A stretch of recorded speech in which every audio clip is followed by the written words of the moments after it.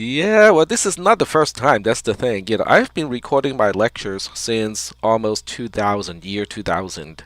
And at the time, it was only audio because there's nothing that can do video streaming at the time, that has this kind of capacity. And even back then, I would forget to click the button on, they used to call those MP3 players.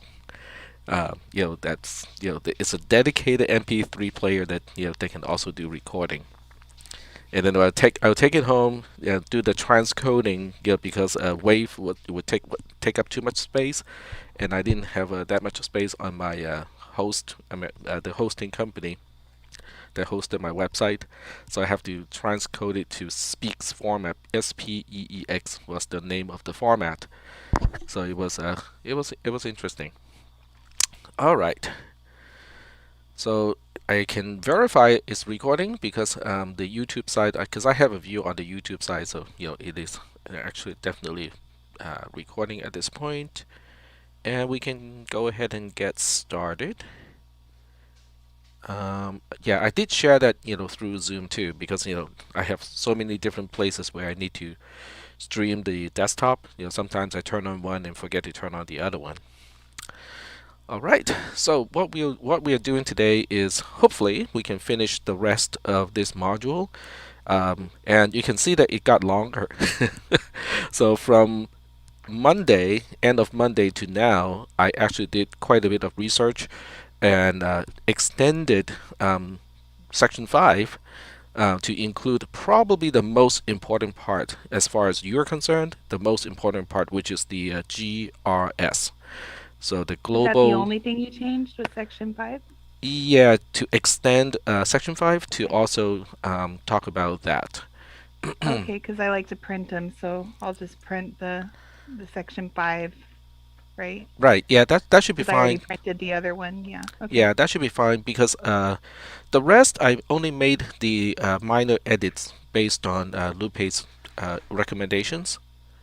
But it doesn't really change the content. It just changes, like, I type when I type OF off, I oftentimes I would type it as FO. So it's little things like that, for the earlier part.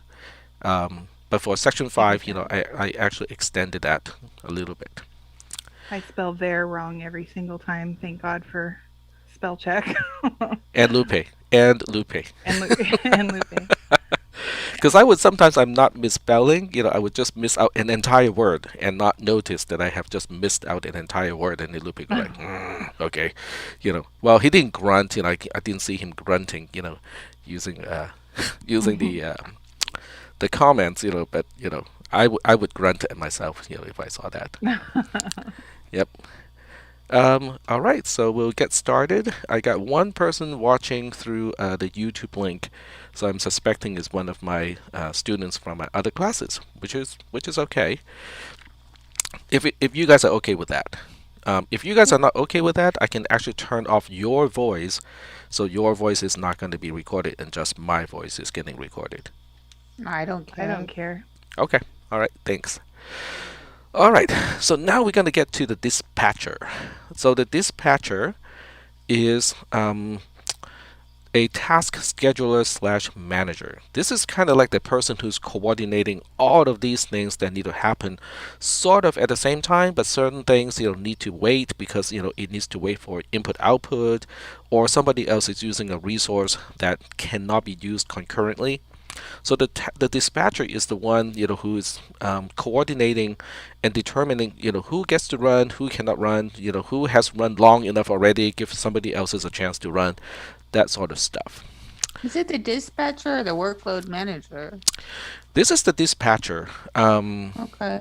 Yeah, the workload manager. Um, the way I look at this is the dispatcher is the one who's actively, saying, okay, you have to stop working now because you have been using the processor for the last 25 milliseconds. It's time to move on to the next one. Or it will look at it would get an interrupt, right? We talked about interrupt on Monday. So we get an interrupt from an IO device, or in IBM's term, a IO channel. So we get an interrupt from an IO channel and say, hey, the block of data that you asked me to transfer from the DAS-D to this portion of memory is now done. Operating system, do something with it. So at that time, the interrupt, or the ISR, the interrupt surface routine, is going to say, okay, well, since this is done, who has been waiting for this? So it would basically look up, what we call the blocked list of tasks. Now, this term is from other operating systems, but basically the dispatcher would keep track of a list of tasks that are blocked for one reason or another. So it will find out who has been waiting for this chunk of memory that has just been transferred from a DAS-D into RAM, and go like, oh, I see that whatever you were waiting for, it is now available, and then it can check the priority of the task to see if the task that can now run because of the input output interrupt has a higher priority compared to the interrupted task. If that is the case, then the interrupted task will be suspended or paused so that the higher priority task that had been waiting for an IO event can now proceed. So that's the job of the dispatcher, and I will talk about those in more details down here. It looks really hairy, but for the most part it's just kind of it's reasonable. So that's the dispatcher. The workload manager, on the other hand, is the one that is kind of keeping track of things, and go like, okay, these are the performance goals of these specific tasks, and it would keep an eye on these things.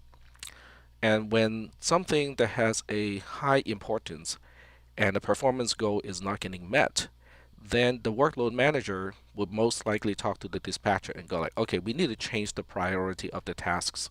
Um, or it can talk to other components. In the case of DB2, DB2 and I think IMS and also KICS, those are not seen as one single address space, so the dispatcher cannot really do much about those subsystems. Those subsystems, probably have a completely different mechanism in order to prioritize access to certain quote unquote clients. So they can basically go like, okay, I'm DB2, I'm here to serve SQL queries for everybody.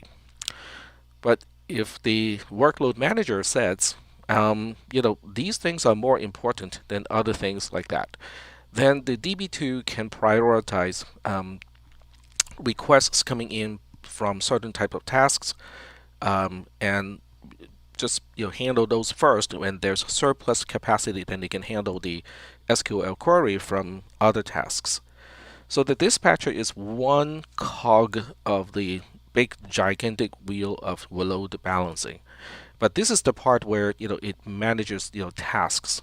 Um, you know it's probably the lowest level of coordination of how to make utilize the processor to highest extent, so that not only are we getting things done, we are also trying to minimize the amount of hardware or CPC resources needed to get the job done. So this way we can keep the cost down.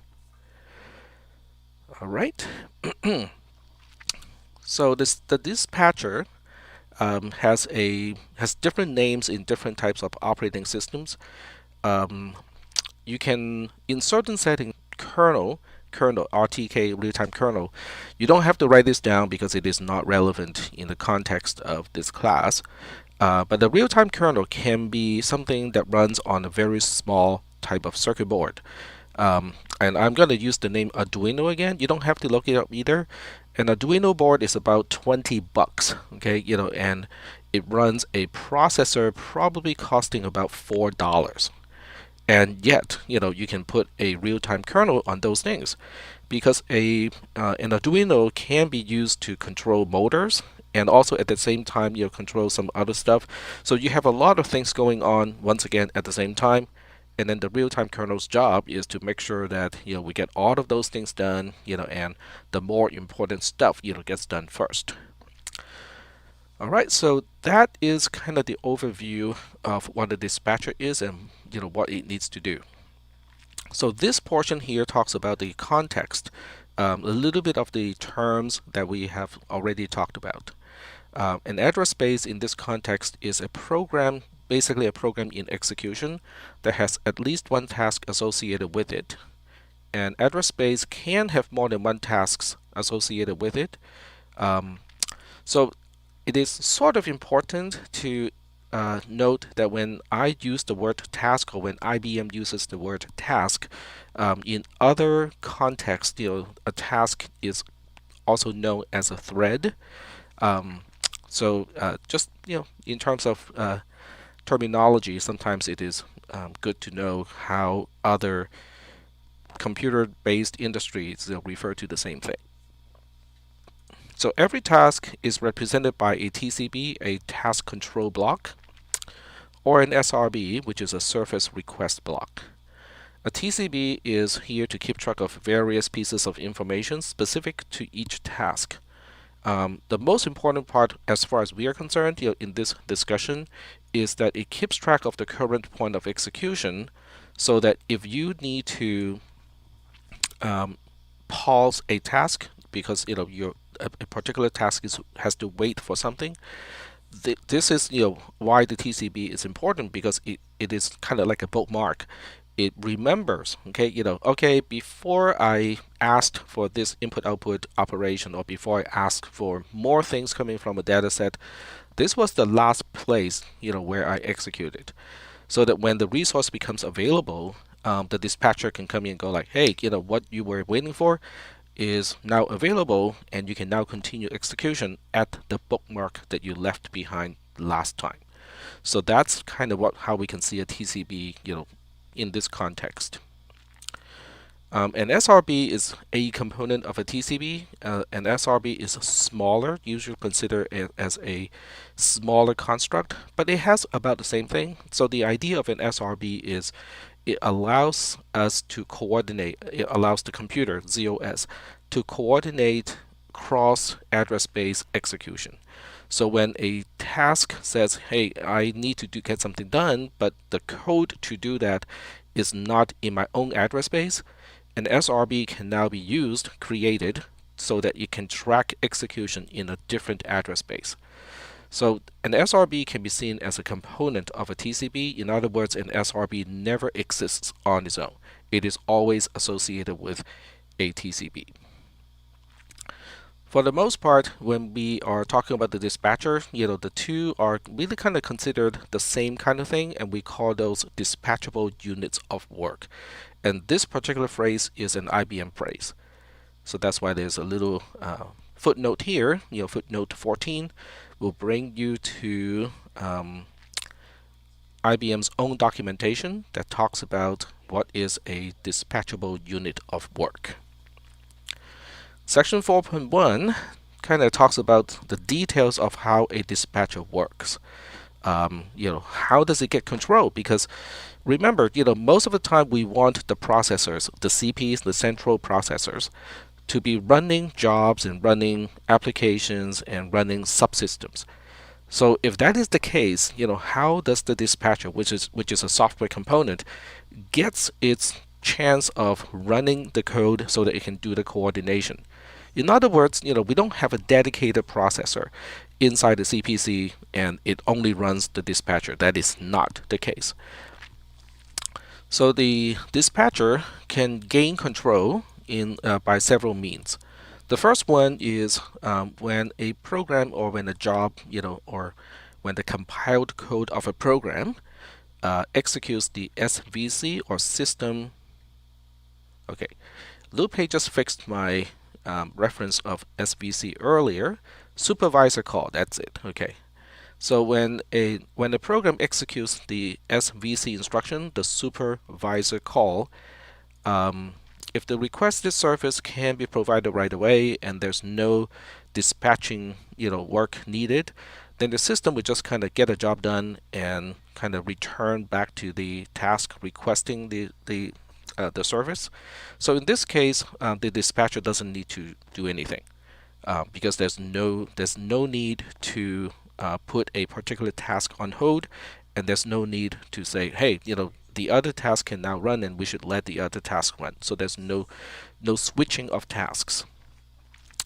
On the other hand, if the requested service or resource is currently not available, such as the application says, okay, give me the next 32 kilobytes of the data set that I have been reading.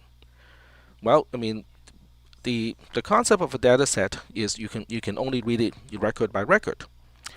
So when you're requesting the next record, that may not have been read from the DAS-D yet, or the tape drive, or wherever it's coming from. So that means the supervisor, which is the operating system, will now need to do its own thing, okay, to get the next record in.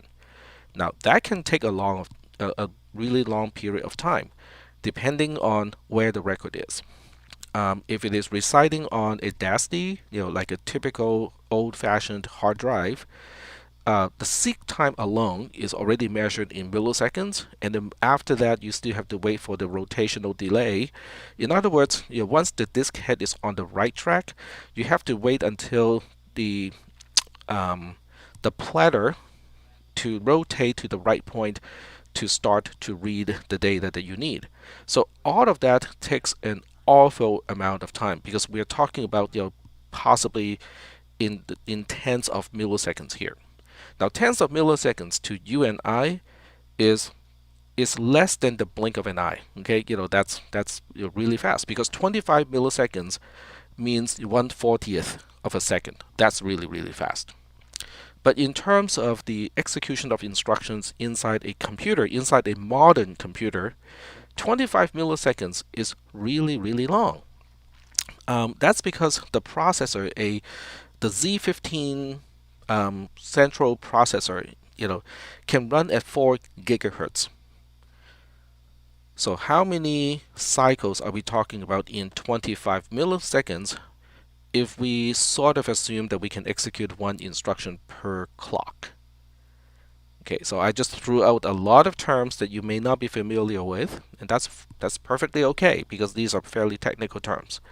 So we'll go ahead and do a little bit of calculation, and I'm going to do that using a spreadsheet, because I think it is important to understand the scale of how we measure things when it comes to computing. All right, so here we have. So let's just say that we combine the seek time and the rotational delay, and call that 40 milliseconds. So 40 milliseconds can also be written as 40e. Since it's milli, so it's e minus 3. This is in scientific notation. It means it is 40 times 10 to the power of negative 3. 10 to the power of negative 3 is known as milli, M-I-L-L-I, or 1,000th. So this is the quantity of time just to get to the sector that we need. Okay, so we'll put it here, and the spreadsheet automatically changes that, so that it is in real scientific notation, where this portion here is between 1 and less than 10. So the adjustment is done automatically. I can't, well, I suppose I can, but I'm not going to change that. So on the opposite side, we have the frequency, the clock frequency of a central processor, which is 4 gigahertz. Okay, so we have 4, and this time it is times 10. 4 times 10 to the power of 9 is 4 giga. So if this 9 was a 3, it would be kilo. If it was a 6, it would be mega. And since it is a 9, it is giga. If it's a 12, it is tera, and so on and so forth. So those are basically just units of measurement. So now the question is, assuming that we can perform one instruction per clock cycle, which is actually realistic in modern day computers because of pipelining, multiple ALUs, and a lot of other tricks that manufacturers or vendors put into their processor, it is actually reasonable to assume that many instructions will only take one clock to execute. And this is the amount of clock cycles that we can fit into one single second. This is how many seconds we need just to wait for the DAS-D, a hard drive, to position the hard drive head correctly and then wait for the rotational delay so that the sector that we need to read is under the disk head. So now we're going to calculate the number of instructions that we could have executed within this much time. So that would just be the number of clocks per second times the amount of time also measured in seconds. So this is the number of instructions that we could execute during that time. So now the question is, if we decide to busy wait, we would have been wasted this many the chance to execute this many instructions in software. Is that okay? Does everybody kind of understand what is the math behind what I'm trying to illustrate here? Maybe. I can't see, so no comment from me. Um, Hi, this is Jennifer. So yeah, go On ahead. column C, how is that count? What is that? Is that 16? Well, let's change the format. Okay, so we'll go to format in the spreadsheet. Go to number format, and we'll change it to something that's easy to read, like in scientific notation. So when I change it to scientific notation, it becomes 1.6 times 10 to the power of 8. So if you a more common way to look at this is 160 million instructions. So let me So just when let me, you say instructions, is that characters? I mean, words, or what is the? instructions. We are talking about the number of instructions that we can execute during the time that the hard drive needs to position the disk head to the Mhm. time that the platter rotates, under the disk head at the right place, so that we can actually start to read. Okay. So in other words, a very simple operation in an output device is taking the amount of time that we could have used to execute a lot of instructions. Or otherwise, you can just look at this as we could have done a lot of processing when the hard drive was doing just one very simple operation. Gotcha. Yep. Did you say 160 million instructions that it Yes. could have done while it was waiting for the DASD? Just waiting for the desk D to position the disk head and waiting for Mm-hmm. the platter to rotate under the disk head. Yes. Right. Okay. Now these So, numbers obviously may not be exact. Okay, they may not be exact. I could have, because IBM has faster and more higher performance hard drives, so this may be 2 instead of 4. Okay, this number may be 5 instead of 4, but the order of magnitude is right. So we are still looking at um, basically 100 something million instructions during the time um, that the disk drive needs to position the head and wait for the rotational delay.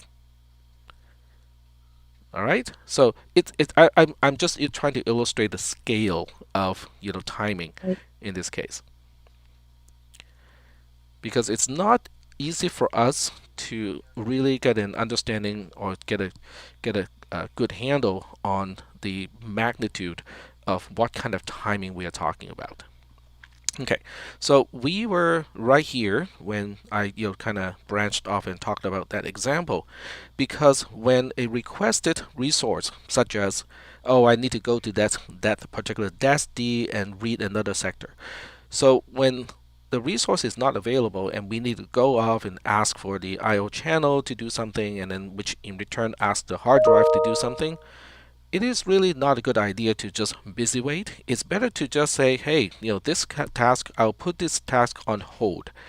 And the term blocked, is used in a lot of common a lot of documentation today would use the term blocked to basically say the task is paused. Okay, think of this as the pause button on the remote control. Okay, you're not stopping the show. You're not canceling the task.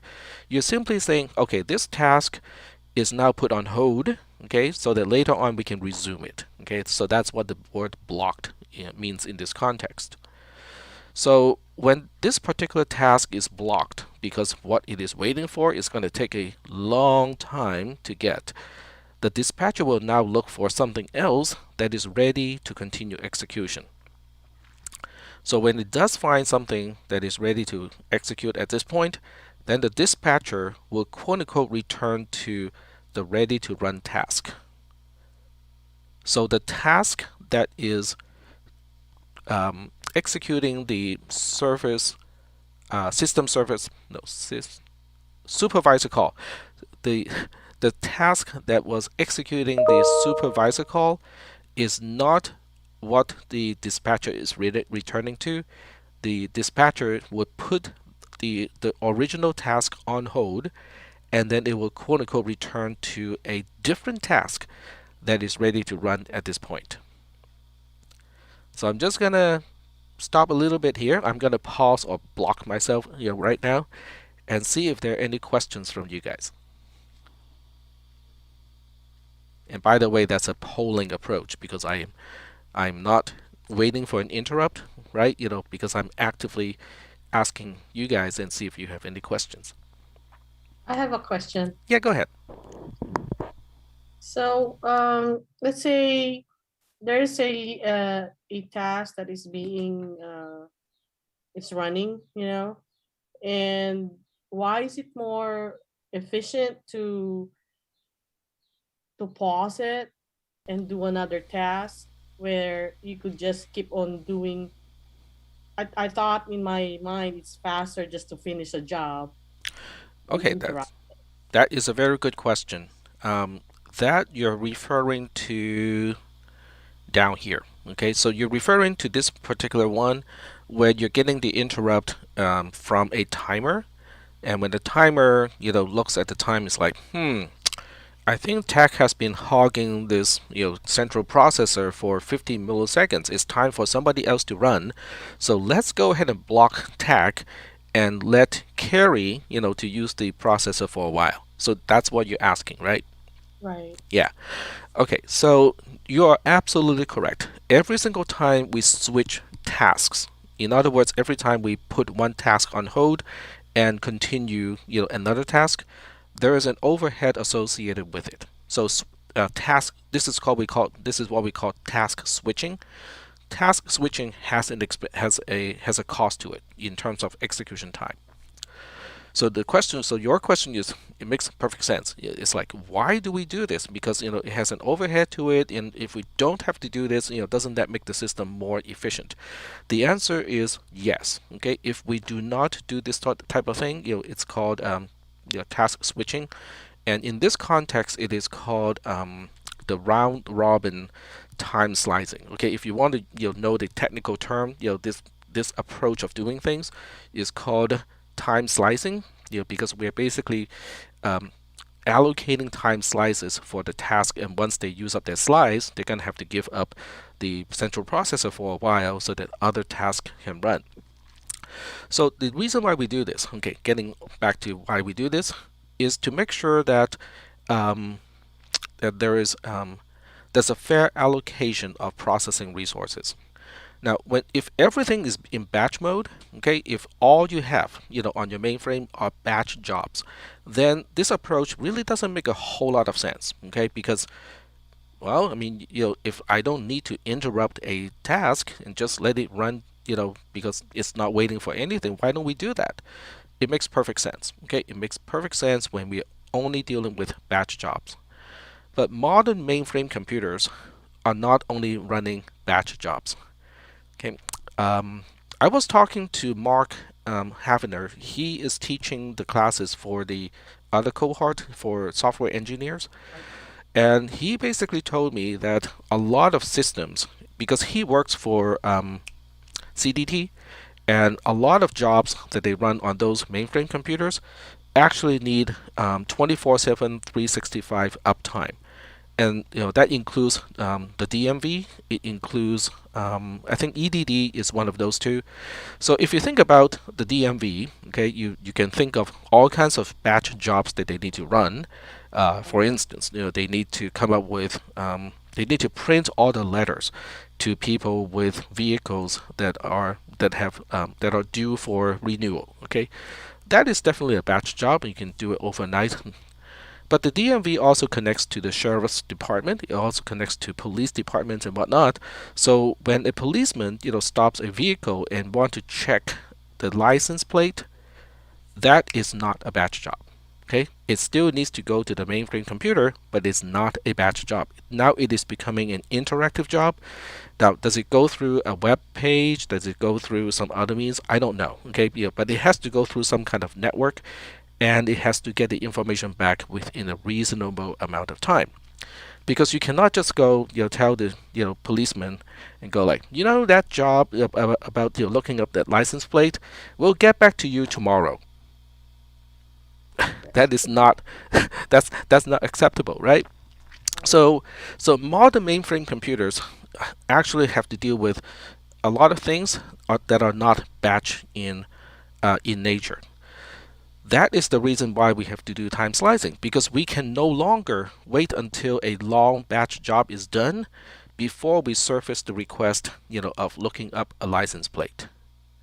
So by using this particular method called time slicing and round robin, so time slicing refers to the fact that we are giving each task only up to a certain amount of time to execute before it has to kind of give up and let somebody else get a chance to run. That's time slicing.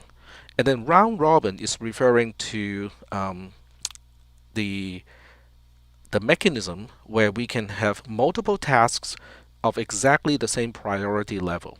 So that way, the time slicing is basically just going around the same priority level and go like, let's say we have 5 tasks in the same priority level, and we're using time slicing. So what that means is, task 1 gets 50 milliseconds to execute, and then the dispatcher comes in and go like, okay, you have run long enough. Let task 2 run for 50 milliseconds, and then task 3, task 4, task 5. And if this is the only priority level that has anything to do, then we go back to task 1 again. So this is a fair way of allocating processing resources, and it is needed because we cannot just let one task use all the time, because other tasks also have their time frame. They also have a restrictive response time to deal with. Is that kind of answering the question? Yes, that Okay. answered the question. Thank you. Yeah, you're welcome. Yeah, before I talked to Mark, I did not understand, that most systems at the CDT actually need to be up 24/7, 365. And because of the availability requirement, there are 2 facilities to run these mainframes. One is, probably really well known to us because it is in Rancho Cordova, and then the other one is in Vacaville. So there are 2 sites. Right. Go ahead. Oh no, I'm just agreeing to what you said. Okay. Sorry. Yes. Yeah, there are 2 sites, and remember that big fire? So when that was going on, I think there was a contingency plan to use a disaster recovery, which we kind of briefly talked about in week 1 of this class, to transport some of the LPARs from Vacaville to Rancho Cordova, or the other way around. I cannot remember which site was more at risk, but they were already thinking about, moving the LPARs from one installation to another physical installation. So that was kind of cool. It was an interesting discussion with Mark. All right, so let's go back to here. All right, so this is the second method where where the dispatcher may get control. So this is when an I/O device generates an interrupt request.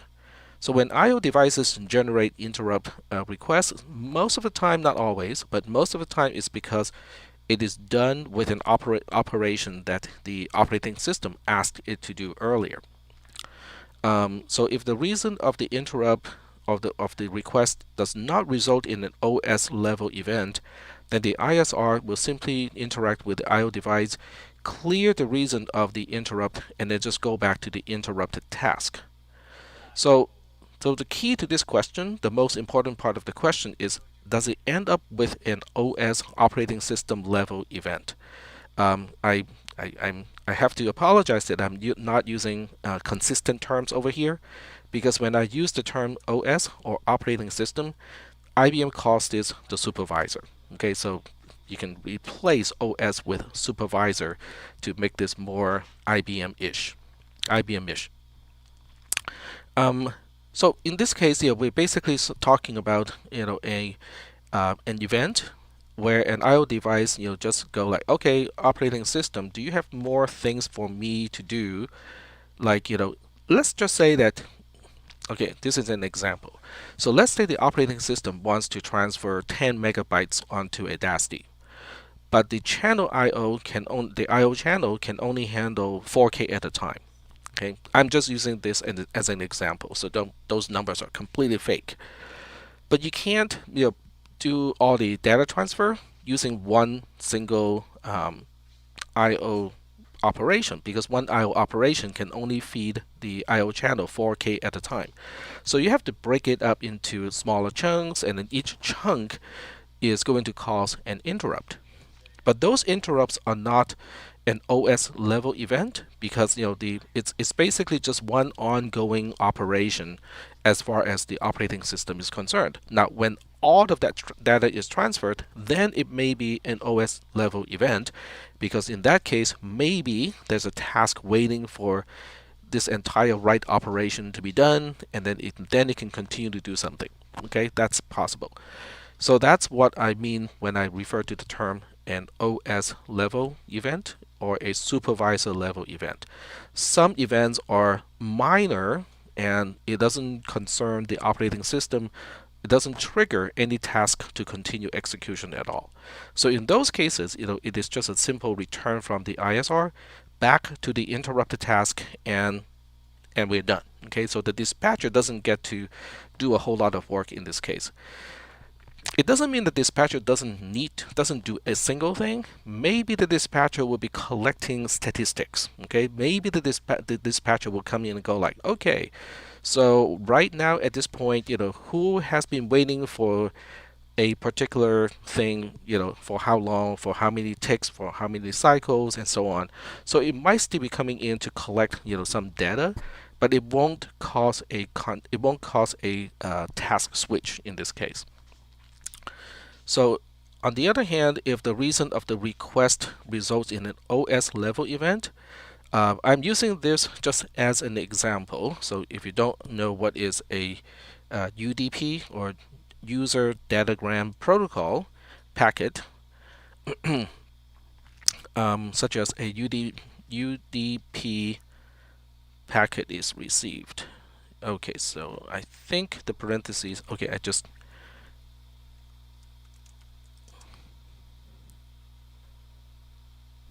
there we go. Now we have the right number of parentheses, closing and matching, opening and closing.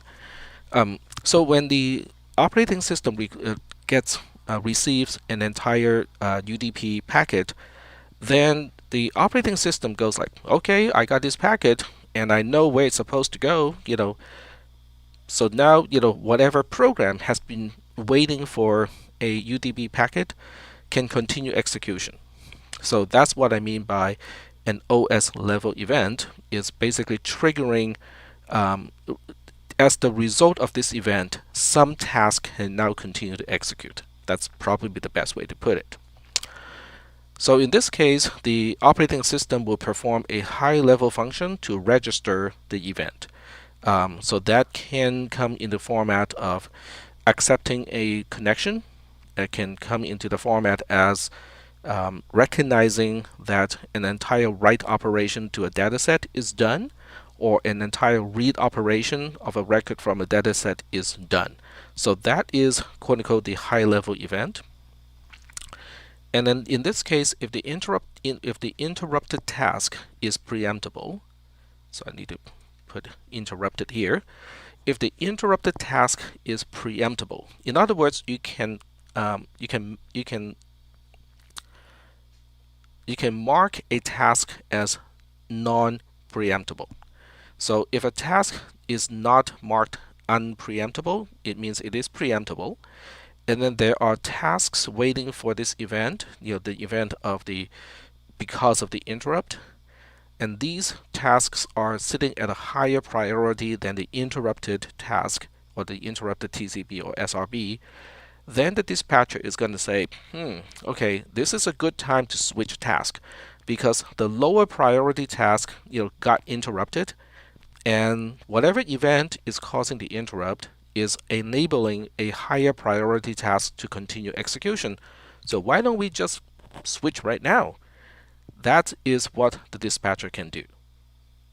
So I'm going to pause here again, and just to see if you guys have any questions about this particular way for a dispatcher to get control and what it can possibly do, in this particular case when the source of the interrupt is coming from an input-output device.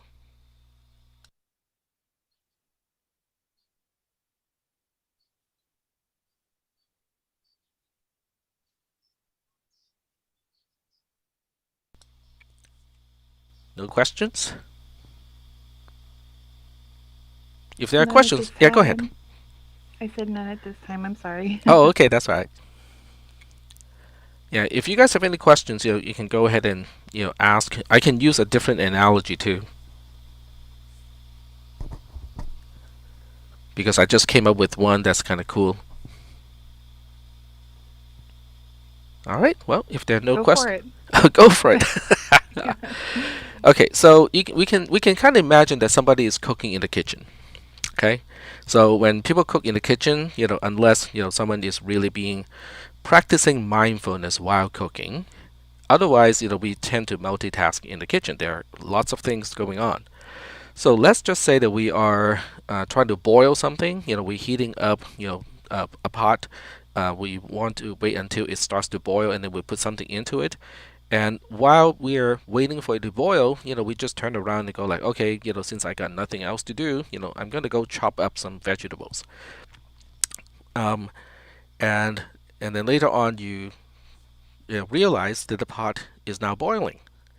So that is the kind of interrupt that we are talking about, okay? Because the pot boiling now, or the water in the pot boiling at this point means, oh, okay, I need to put those ingredients into the pot. So the interrupted task, which is chopping the vegetables, is now suspended. It is paused. And you just turn around to utilize the pot which now has boiling water, pour in the ingredients. That is what this type of interrupt is talking about. Okay, it is causing a task switch as the result of the interrupt. That's all. That's the example that I just thought of. All That was right. a good one. Sorry? I said that was a good one. Yeah, I figure that analogies really kind of help to explain concepts, and I think in IBM documentations, they seldom, I have read a lot, but I'm not claiming that I have read every single documentation that IBM has ever published. That is a lot. But IBM publications, tend not to use analogies.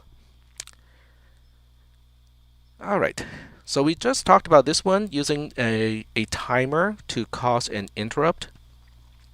So that's just being fair. Okay, we want to make sure that every task gets some resources from the CPs, from the central processors, so that this way we can basically create the pretense that all these different tasks are actually running at quote unquote the same time. Now, sometimes they actually do run at the same time. Remember, that we have 12 CPs inside a single. Oh, no, I take it back. We have 12 cores inside the same CP, and they can all be running different tasks at the same time. So we do have that type of true parallel hardware concurrency. But at the same time, okay, we can also have the dispatcher to create the pretense of even more parallelism by switching tasks every 25, 40 milliseconds or so. The exact interval of these timer interrupts, is I'm not really sure, how frequently they happen. because the more frequently they happen, the more um, overhead the task switching is going to consume. So you end up decreasing the overall system efficiency as a result. But beyond a certain point, it's not going to matter much. Okay, because if you're talking about a 4 gigahertz processor and the interrupt period, okay, the amount of time between the interrupts is 25 milliseconds, the overhead is going to be quite insignificant, in this case. So the amount of time, the amount of actual resources wasted because of task switching between every 25 milliseconds versus every 50 milliseconds is really not that much. But I don't really know. I don't know the exact um, um, amount of time uh, that ZOS allows a task to use before it has to switch. All right, the next one is when a task, which is represented by TCB or SRB, is done. Okay, we have reached the end of a task. So in this case, the dispatcher will remove the TCB or SRB representing the completed task from, um, we call it a queue. Basically it is a, do you guys know what is the meaning of a queue in the context of computer science or computer stuff? Isn't the queue where it goes when it's waiting to be done? Like the work is waiting to be done, it's in queue. Yeah, so that's It's one. waiting its turn. Right. So that describes the overall purpose of a queue is a place for things to park. But the word queue also implies a particular way of putting things into the queue, and how. Okay, let me take that back. It implies a method for things to be put into a queue and to be removed. The ordering of how we put things in and how we remove things from a queue is implied. Okay, so I think it's important to uh, talk about this point too, because I think you will see the word queue a lot even as a system administrator, because NQ, ENQ, is a word used to describe a lot of operations. So it is important to kind of understand what a queue really implies. The other word for queue is FIFO, FIFO. And if you look up the word FIFO, it stands for first in, first out. So that's what the word queue is actually implying, is the access method is first in, first out. Is that okay, or do you guys want a little more explanation of what is first in, first out? In our Rex class, we talked about stacking and queuing. So if that's Oh, what you're okay, talking that's good. about, then yeah, we're familiar with this. Okay, thank you. Yeah, it's So, still fresh in our minds.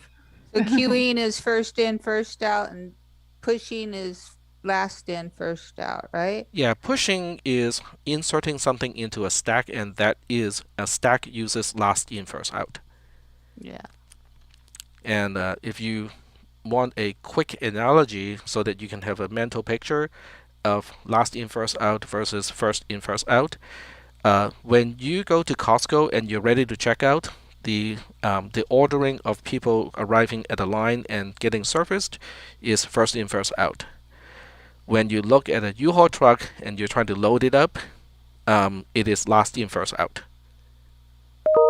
The last thing that you push, onto the U-Haul truck before you slam the tailgate is the Mm-hmm. first thing that's going to fall out of the truck.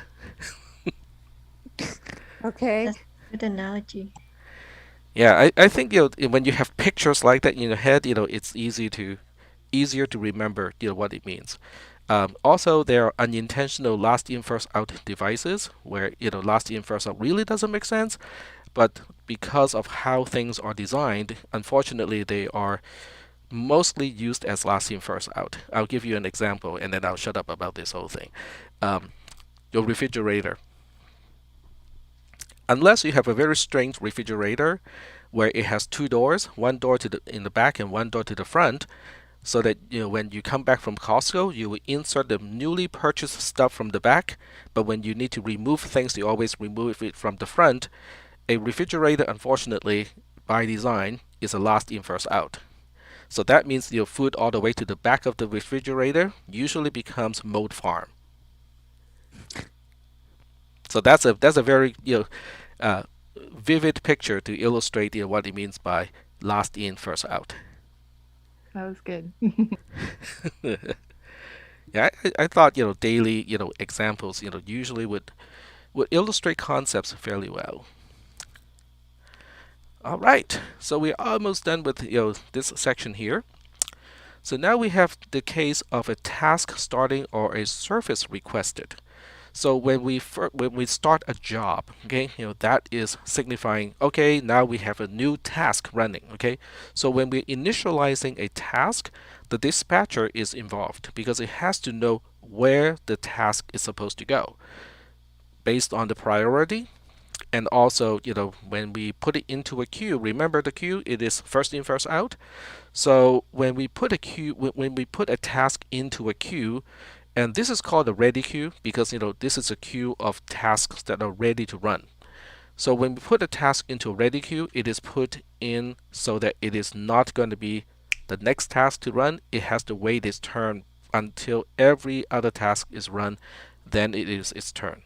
Because you don't want the task to kind of cut in line. All right, so that's this is related to the discussion of a queue is a first in, first out kind of arrangement. All right, so the next line is also important. If the task that is being requested is, if a task is requesting another task to start, but the requesting task itself is preemptible, and then the new task has a higher priority, then the requesting task is paused, and then the new task gets to start, or potentially gets to start. So it doesn't happen very often because it's not very often that the requesting task has a lower priority than the task that it is starting. So it doesn't happen very often. All right, so are there any questions about section 4.1, which is really kind of the mechanism of a dispatcher, like different ways the dispatcher can get control, and in each case, potentially what it can do?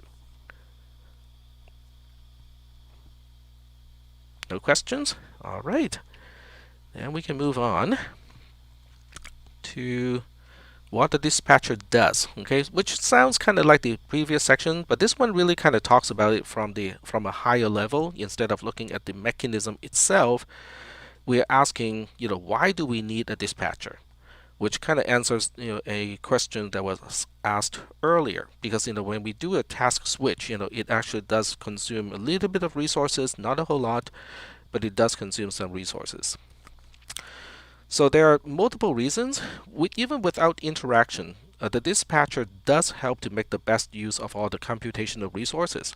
Because even if you have only batch jobs, now if you only have batch jobs, we don't need a timer to provide a time slicing mechanism. Because in that case, hey, everything needs to run to completion, and no one is really waiting. No one needs the answer like right away.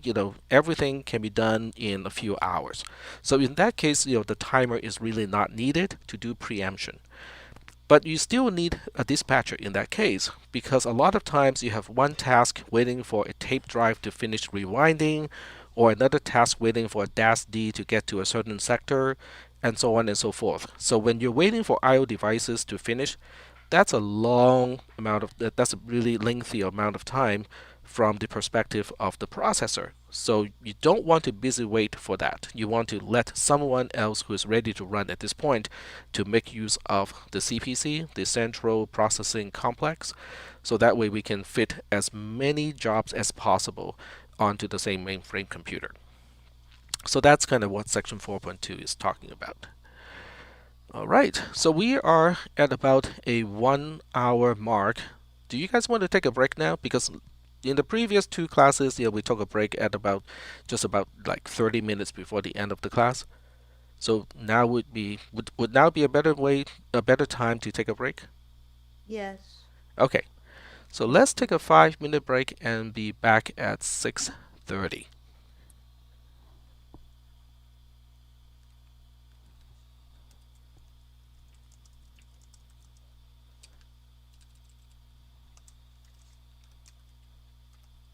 There we go.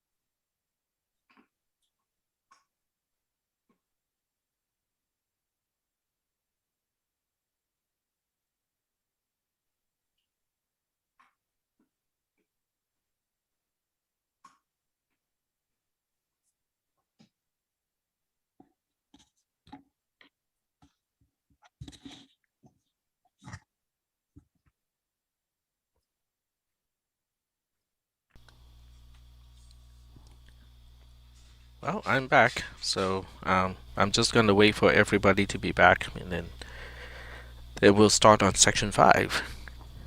I'm back. Okay, thank you. Yeah. All right.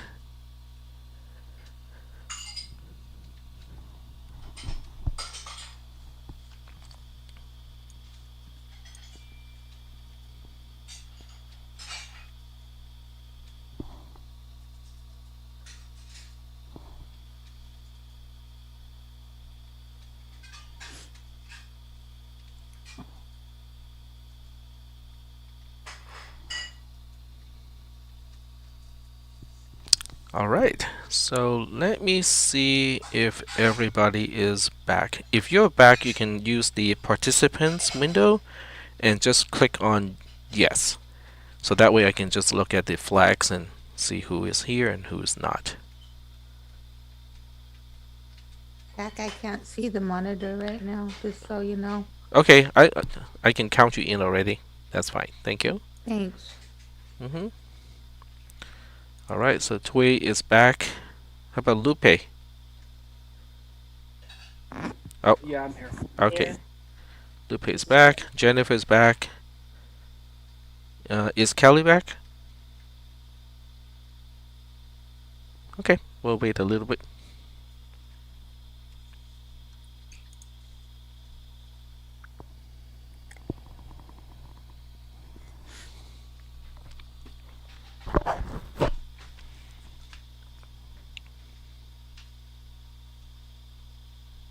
All right, so let me use the poll method again.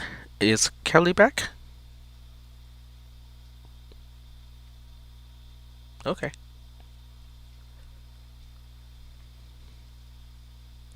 See, I'm using the terms that we introduced in the class. I'm polling. Mhm. Yeah, because what that basically means is I'm actively asking whether quote unquote the I/O devices need attention or not. So in this case, I'm just asking about the presence of participants in this class.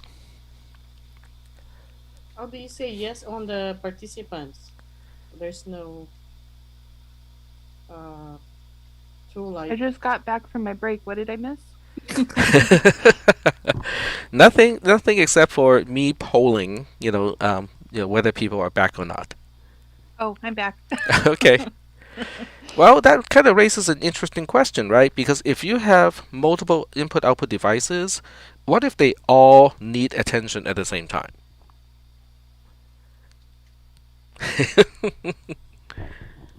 Prioritize. So the answer to that question is first of all, there are multiple interrupts. So it's not like one processor only can only have one single interrupt. In terms of the hardware, there are multiple actual electrical signals that the processor monitors, and each one has its own interrupt.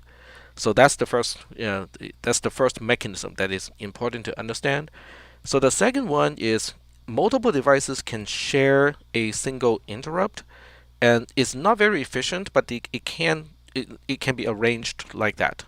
So in that case, if we're dealing with a very inexpensive processor and we have a lot of input output devices and they all need to be interrupt driven, so what happens is when there's an interrupt, then the processor will need to, in the ISR, the processor will need to identify which input output device is actually requesting the interrupt and then go surface only that particular input output device. It doesn't happen, with performance oriented systems like IBM mainframe computers, but it does happen with very inexpensive processors that we put into toys or wearable you know devices and whatnot. So, interesting question, right? I mean, all of the concepts that we talk about in this class can be applied in, many different ways. All right, so section 5 is interesting because serialization is generally speaking a complex topic that an operating system concept class in a 4-year university as an upper division class will talk about. So what we'll be focusing on is just the concepts. So we are not going to deal with a lot of the low level details, and definitely not a whole lot of stuff that is specific to the architecture or the instruction set or something like that. The concept of serialization is because a lot of times data in address space or data sets as we'll see later on should really only be accessed by multiple tasks, should not be accessed by multiple tasks at the same time. Should not be. Okay, so there's supposed to be a not here. Okay, so a classic example is a counter. And you would say, a counter is pretty easy. I mean, why would that be useful as an example? There are several reasons. One is if you have one single counter, and then we have two tasks. One wants to increment, one wants to add one to the counter, and then the other one wants to subtract one from the counter. Simple enough, right?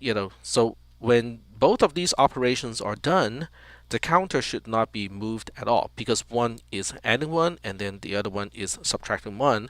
So you can think about this as a universal counter at Costco because they want to count the number of customers inside the warehouse. Okay, so the guy who is checking your receipt and whatnot is going to decrement or decrease the counter, and then the guy at the entrance is going to increase the counter. So that's a kind of interesting example in real life, where we have two different tasks. One wants to increase and one wants to decrease. So ideally speaking, if we have one person walking into Costco and one person walking out of Costco at exactly the same time, if we do things correctly, then the number of people who are in Costco should not change, right? Because that's reality. Okay, one person walks in, one person walks out, so the number of people in Costco remains exactly the same. So the problem is when the tasks are updating a counter, most of the time they will start with reading the existing counter, and then it will add one to not the counter itself, but adding one to a local copy, a copy of the counter local to each task. And then it will update the actual counter with that temporary copy that is only visible to the task. So in this case, and okay, there's one more thing. Okay, there's one more thing.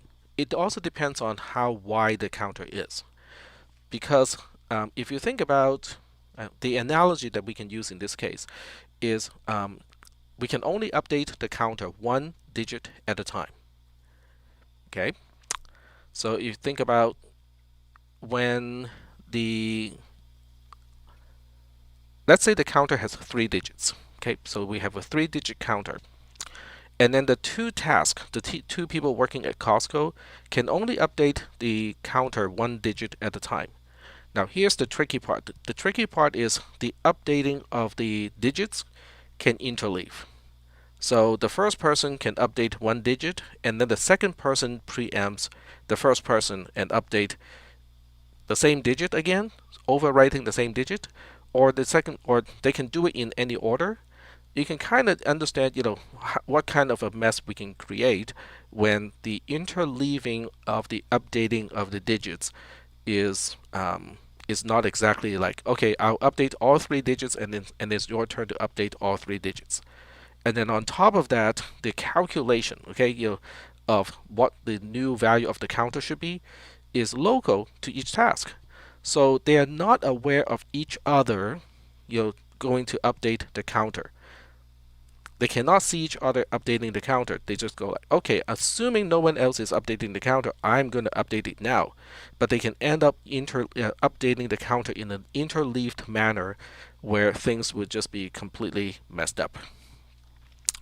So not really the best example that I can think of, because we don't see that as people, right? Because when we see the other person trying to update the counter, we'll go like, yeah, sure, you go ahead and update the counter first, and then I'll update after you, using the latest number on the counter to increment or decrement.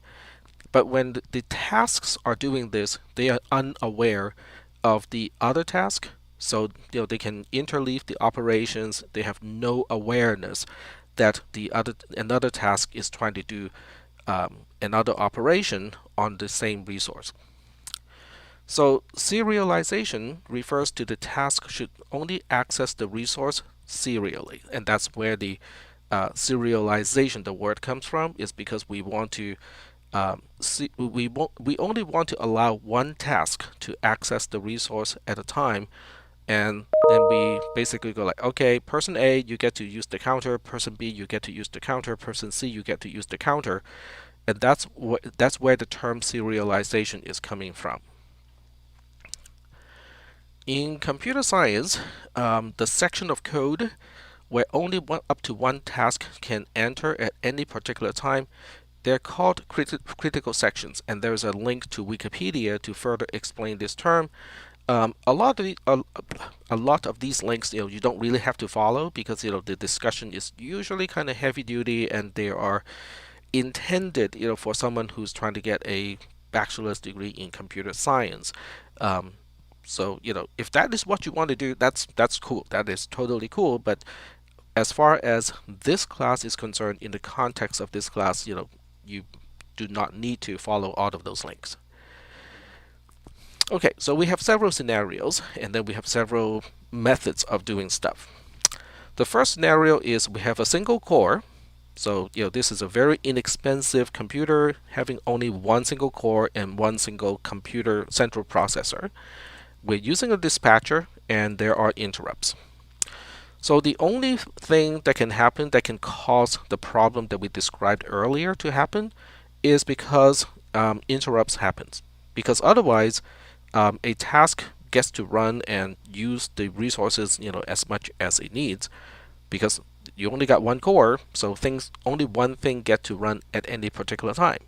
So in this case, it's easy to fix the problem. The way we fix this problem is to disable interrupts. Every time we get to a section of code where only up to one task can enter, can do stuff with it, we just turn off the interrupt. We basically go like, okay, we are turning off the interrupt, then we access the resource that only one task can access at a time. When it is done, then we re-enable interrupt, so other things can, devices can start to interrupt again, because we are no longer executing within the section of code where only one task can be in at a time. So that makes it very easy for a single core, to handle problems like that. The solution is simple, but it should be applied with care. That's the beginning of the second paragraph. If we disable interrupt for long periods of time, we can end up increasing I/O latency. So it is important for me to explain what is I/O latency, or input-output latency. When we disable interrupts, then the input-output devices, they can still request interrupts, but it won't get serviced. Okay, because the interrupts are just basically on hold at the time, because the processor decides, I'm not paying attention to the interrupts. I'm just going to continue to do whatever operation that I need to do sequentially, and we'll wait until the interrupt is re-enabled, then the interrupt is going to be handled. So during this time, when interrupt is disabled, and then an I/O device says, I'm done with blah blah blah, okay, processor, do you have anything else for me to do? Well, guess what? That is not going to be answered until interrupt is re-enabled. So during that time, that's what we call the latency, is a delay to respond to the input-output devices, and as a result, the input-output throughput is going to be impacted, because the program cannot get back to the input-output device at the earliest. So now the input-output device ending up, having to basically just have to, it's got nothing to do. Okay, in the context of a mainframe environment, I/O latency is not too big of a deal, okay, because it doesn't usually lead to hard failures. So what I mean by hard failures is if it takes 5 milliseconds longer to get back to the hard drive, the I/O channel, and go like, oh, by the way, here's the next chunk of data to write to the dash D. I mean, it's not really the best thing to do because we're wasting system resources, but at the same time, nothing is going to crash. Okay, it's just going to take a little bit longer to run. That's all. So that by that, it is not a hard failure. I'm introducing a term called real-time system here. You don't have to understand what it is, but I just thought it's a good context to bring it up. In a robotic system, on the other hand, which is typically considered a real-time system, think about a prune sorter.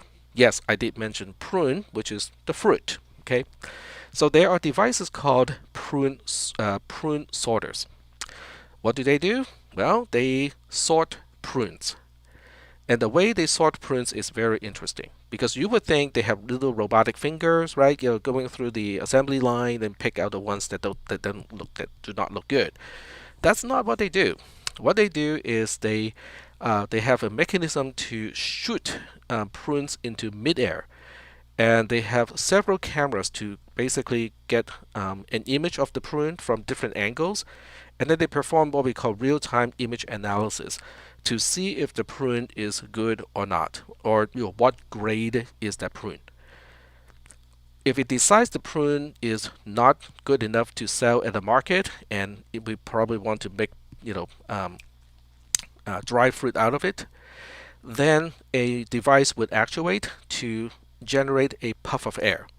And that puff of air is going to knock that prune in midair from the original trajectory into a different trajectory into a different bin. That is what we call a real-time system. So in this scenario, if there's a latency and the jet of air did not get actuated in time, then the prune would have flown over the flight path where the little jet of air could have pushed it into the other bin. That would be considered a hard failure because the system doesn't do what it's supposed to do anymore. It is not just that it takes longer, it just failed. Okay, it just didn't do what it is supposed to. So in a system like that, okay, latency, I/O latency is very, very important. Now, even in the context of a mainframe computer, long I/O latency can still contribute to the inefficient utilization of input-output devices. And because mainframe computers are very, very expensive, we don't want to waste resources. So it would still be a bad thing. There are other interlocking concepts that can be used to serialize longer and lengthy operations, but without inducing unnecessary input-output latencies. These things, you definitely don't need to study or read the links. But if you're curious and just want to know more terms about computers and the operation of computers, one is called a mutex, okay, which is the abbreviation of mutual exclusion, and then the other one is called a semaphore. And these are truly topics that are introduced in a upper division 4-year university class. So there's no need for us to get into the details, just the terms, okay? Just throwing out the terms so that you have a little bit of exposure to those things, in the right context. So that's section 5.1. And now we get to section 5.2. Section 5.2 complicates things by introducing multiple cores. As soon as we throw in multiple cores, things are not simple anymore. Because when you have multiple cores, the different cores inside the same CP, they are truly doing things in parallel. So disabling interrupt is not going to help you because you can have, okay, remember one CP has 12 cores. So you can have 12 cores, you can have 12 tasks without the use of any interrupts, without the dispatcher being in place, in any way. You can still end up with 12 tasks trying to access, one construct in memory at exactly the same time. So now the question is, how do we stop that? Because there are certain things that only one thing can access at a time, but when the mechanism that is causing the quote-unquote concurrency is not interrupt driven, it's not because of interrupts, you cannot use the approach of, we can just turn off the interrupts, then the dispatcher doesn't have a chance to switch task and we don't have a problem anymore. We can't use that approach anymore.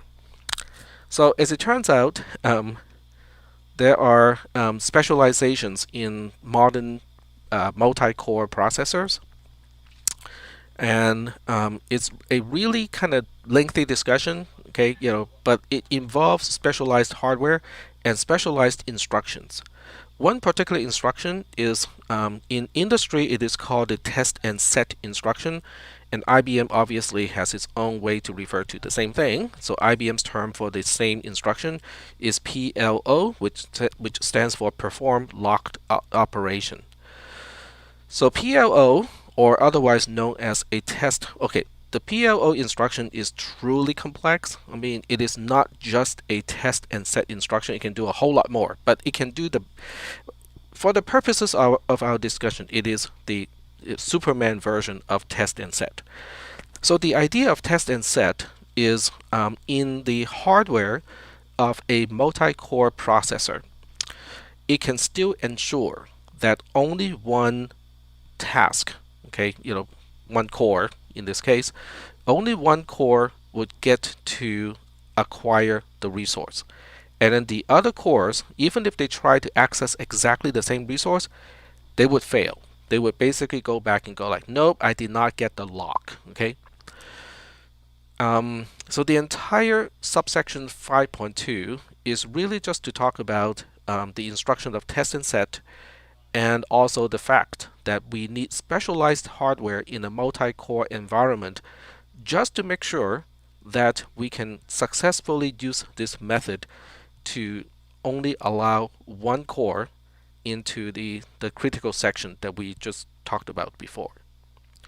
The exact mechanism, once again, is not important, okay, but it might be useful to remember that there is a specialized instruction on IBM mainframe computers called the PLO instruction that pretty much performs the lowest level of exclusion, okay, to make sure that only one core gets to the section of code where only one task can get into. Alright, so I'm gonna pause here just to make sure that everybody is okay with all the concepts up to this point. Any questions? I'm good. Okay, alright.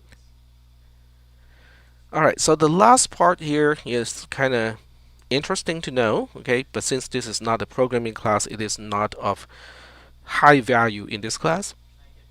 The PLO instruction is typically used in an assembly language program, which is a very low level type of program. It's super tedious, super boring to write programs in assembly. But it is also available in C++, so there's a way in a C++ program to specify a PLO instruction so that in a high level programming language like C++, we can still perform very low level type of synchronization to make sure that only one thread or one task get to a certain data structure at a time. So that's kind of the takeaway of section 5.2. Now the PLO instruction by itself doesn't really do the coordination.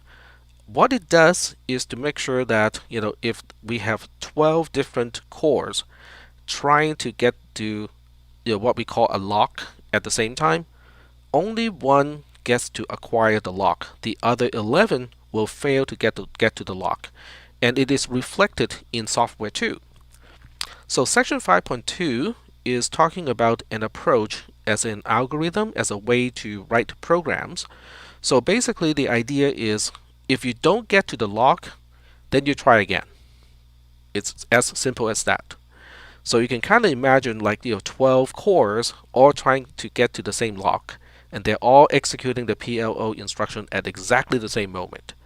The hardware architecture will ensure that only one of those cores will succeed with acquiring that lock. The other 11 will fail to acquire the lock, and they know that they failed to acquire the lock. So the one that acquired the lock can go into the section of code that is protected and do whatever. And then the other 11 will now have to get into a spin lock mode.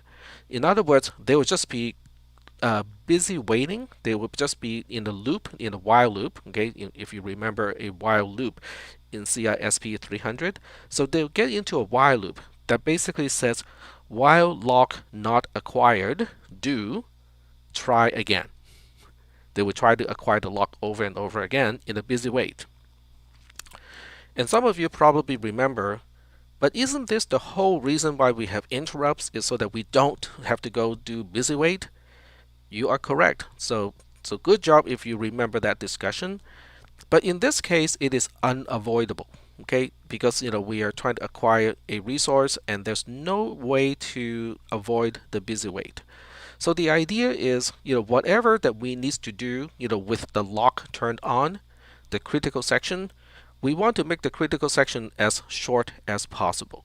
So this way, the other cores that are trying to get into the same section of code, hopefully, they don't need to wait too long. In other words, we're trying to reduce the amount of time that another core will need to get into the spin lock mode. Um, so this is a programming practice thing. It is not something that the architecture itself can fix. It has to do with the developers, trying how they structure the code, and if they can avoid having long sections of code that needs to be locked, then it's good. On the other hand, if you have programmers who do not think about issues like this, then you can potentially have a long section of code that needs to remain locked. And in that case, then the other cores will have to basically be in the spin lock mode for a long period of time, which is basically it's just wasting processing resources in that case. So this is not something that a system administrator can really do anything about, but it is something that developers for especially subsystems can do something about. And that's what the last paragraph is about. IBM, in one of the documentation, it is in footnote 22. So if you look up footnote 22, it refers to a claim that IBM made about a newer version of DB2 having higher performance than an older version. So, and it is doing this by the elimination of the use of the PLO instructions. So there you have it. Okay, actual claims from IBM that by eliminating the use of PLO instructions and implicitly the elimination of spin locks can improve system performance. Okay, any questions about spin locks? Okay, so up to this point, with the PLO instruction, otherwise known as a test and set instruction, and spin locks, which requires the PLO instruction, but it's basically putting the PLO instruction in a loop. These are really low level mechanisms. They are good for protecting a small area of memory so that only one section of code can get in and use that space at a time.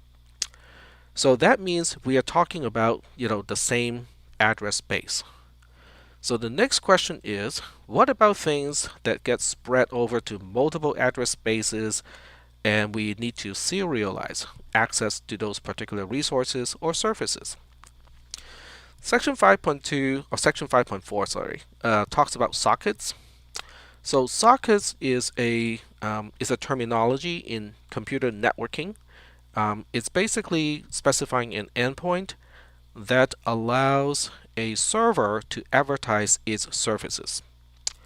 So a socket is a single point of communication for a server program, okay, otherwise known as a subsystem using IBM's own terminology, to advertise its services. It's like, okay, if you need to ask me something, like in the case of DB2, if you want to send me an SQL query, this is where I am. Okay, talk to me here.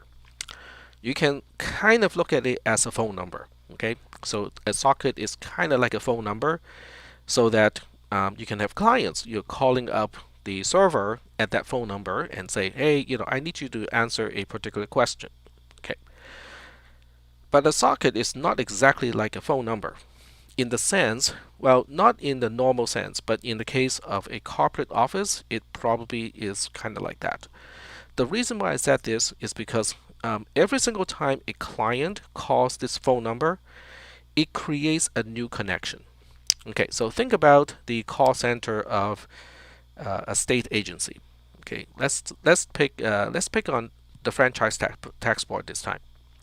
So let's just say the franchise tax board has a phone number for people to call and ask questions. So that phone number is the server socket on the server side. It tells everyone else, go like, okay, if you want to contact me, this is where I am. So let's say we have person A calling that number. Person A calls the number, and it is answered. So now we have one connection between the franchise tax board and person A. Now let's say during this conversation, okay, when A is still talking to the franchise tax board, person B calls the franchise tax board at exactly the same phone number. The server, can choose how to do things, but most servers would also answer the call from person B. And later on, if person C also wants to place a phone call to the franchise tax board, that will open up another connection. So we can have multiple connections from multiple clients to exactly the same contact point from the server's perspective. And every single call opens up a new connection instance. So this is what socket is about. Okay, sockets is it allows a server program like a subsystem in IBM terminology like DB2 to be able to simultaneously talk to multiple clients at the same time. So is that concept okay? I think I get it. Okay. Yes. All right. So that's good. Very good. Thank you. And then each socket is basically representing what we call a pair of endpoints to facilitate communication between two programs in execution. So it's a two-way communication, which means every time you open a communication instance using a socket, it opens up a two-way communication channel, which means the client can send a request to the server using this connection instance, but the server can also reply back to the client using exactly the same connection instance. So that's what I mean by a pair of endpoints that facilitate two-way communication. Now that is important because the two-way communication is also serial, which means if you transmit your letters as ABC, you can count on the other end to receive the letters as ABC. It will not be received out of order. So from that perspective, this is a particular level of serialization, is to make sure that a sequence of bytes is received as transmitted. And that part is done by, I cannot remember which part of TCP/IP. Okay, I'm guessing it is TCP that ensures the order of bytes being preserved, but I'm not 100% sure. What is also important is to kind of make sure that we understand a socket does not determine the syntax of the language being used in the communication. In other words, the phone number does not indicate are we talking in English? Are we talking in Chinese? Are we talking in Russian? Or are we talking in Spanish? It doesn't specify. Okay, the phone number is just here to make a connection. The actual language being used, in that conversation, is a whole different thing. So we have to separate the connection mechanism from the language to describe how conversation goes about using that connection. The next paragraph talks about things from the server side, because a DB2 as a server can open up multiple connections to different clients at the same time. So internal to DB2, it still has to do with a lot of locking and unlocking, and that's why earlier we talked about the elimination of the test and set instruction, the PLO instruction in DB2, because inside DB2, it will still basically be performing multiple operations at the same time. So there are multiple tasks running in DB2 as a subsystem at the same time, because you don't want to wait, and only serve one request at a time. If DB2 is to serve only one request at a time, then the overall performance system, based on DB2 is going to be really, really poor. So DB2 internally has multiple tasks, trying to do as much as possible at the same time. And as a result, internally, DB2 also need a mechanism to make sure that we don't step on ourselves. The different tasks do not step on themselves when they're accessing the internal data structures. But that is not a topic for this particular section to explore. I'm just simply saying that by the use of socket, we are not eliminating the need of serialization within a particular server program, but it does look, it makes the external connection easier from other programs. All right. Oh, one more thing that is interesting about sockets is it can use TCP/IP. So that means sockets can be utilized across computers, across the world, and across multiple different operating systems. It is a very generalized standard, um, and from that perspective, it is kind of nice. If you want an example of what a socket is and why I say it is super universal, every single time you use a browser to go to a website, it is using sockets. So what operating system you are using on your computer or on your mobile device doesn't really matter. As long as it has a web browser, it will function. What about the other side? Well, it doesn't really matter because the other side can be using it can be using it can be an application in ZOS using Kix. It can be a JavaScript program running in Linux. It can be a program in PHP running in Linux, and so on and so forth. So there's a lot of flexibility, when it comes to the use of sockets, because it's a really general standard that basically all computers know how to understand. And then we have section 5.5 that talks about RPC, which is remote procedure call, and API, which is a very generic term, because API stands for application program interface or application programming interface. So these terms are basically referring to it's based on sockets. Okay, so RPC and API are both based on sockets, but they are specifying the language. Okay, so in addition to specifying, we are using sockets to establish a communication channel, these two are also specifying what language we are using in order for the client to talk to the server. RPC is an older standard. The current standard of RPC was last revised in 1995. So that was a long time ago. Okay. RPC originated from Sun Microsystem, which is no longer in existence.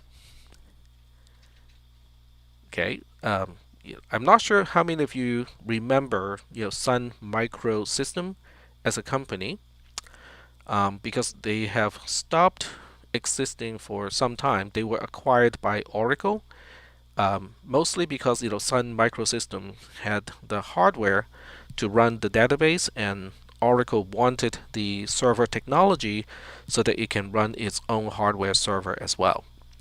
And then they also acquired a lot of the open source products that Sun pioneered, including OpenOffice and Java. Java came from Sun Microsystem. And when Oracle purchased Sun Microsystem, they also got the right to the Java programming language, which then Oracle weaponized against Google, because Google Android is a subsidiary of Google, and Android is programmable using Java, and Oracle says no, you cannot do this. So that basically started a whole war between Oracle and Google. Little side story, just just for the sake of it. Okay, moving on. So increasingly, servers offer direct human end user interface. So every time you go to, say, wellsfargo.com, that's an end user experience, because you're using a browser, you're checking your bank account, how much money you have, you're paying your bills, and so on. That is a human to system kind of interface. But increasingly, servers, when I use the term server, I mean software servers. Servers are now also offering machine-to-machine interface or interaction using the same socket, which is port 443 in the case of Secure Hypertext Transport Protocol, or HTTPS. Okay, and the reason why they're doing this is so that when a company needs to publish a point of connection or a point of contact on the internet, there's only one port and one address that they need to publish. They don't need to open up multiple ports, one for machine-to-machine communication, the other one for human-to-machine communication. Nope, only one single port. So that is kind of neat, okay? Because you can have the same port or the same socket to serve both human type communication and also machine to machine type of communication. HTTPS is based on HTTP, and HTTP is a text only protocol. RPC is not. RPC is binary, which is more efficient. HTTP is less efficient. In other words, you need more bytes to represent the same amount of information. But that is not really a big issue these days, especially for the kind of things that API is useful for. So the nice thing about using text-only protocol is we can utilize representations or data encapsulation representations like XML and JSON that are they are human readable for one thing, so that means for debugging purposes it's really neat. And then the other thing is they're also very architecture independent. I'm not going to get into the details of what an XML file would look like or what JSON is going to look like. I can only tell you, for the purposes of this class, that both of these formats are very human readable. They are not very efficient when it comes to how many bytes it takes to transmit a certain amount of information, but for what they serve, it is okay. So in the context of talking about this, I also want to talk about RESTful HTTP API. And RESTful in this case, REST R-E-S-T, is an abbreviation. REST stands for Representational State Transfer. There we go.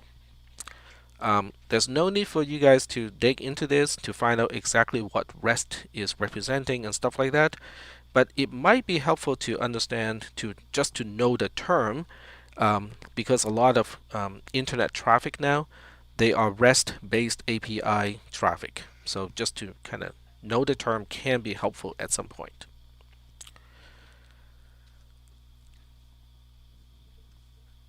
So between RPC and API, RPC is an older standard, and this is prior to cybersecurity getting the headline of news and stuff like that. So RPC is mostly designed inside a protected network, so that the components inside a protected network can talk to each other with higher efficiency. And an API, on the other hand, because it's going through HTTPS, it is quote unquote inherently secure, and as a result, the RESTful API typically can be used across the internet, because it has already taken cybersecurity into consideration.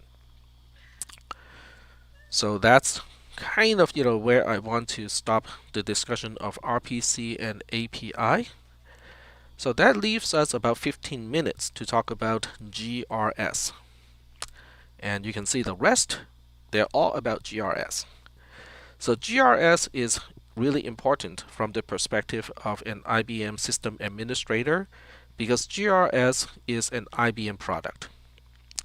So the first thing we want to do is to compare GRS with everything else that we have talked about when it comes to serialization.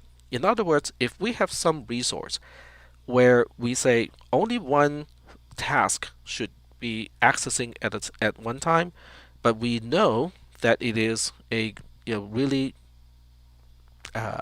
useful resource and many different tasks may try to use it at the same time, then the coordination, which we call serialization in this module, needs to happen.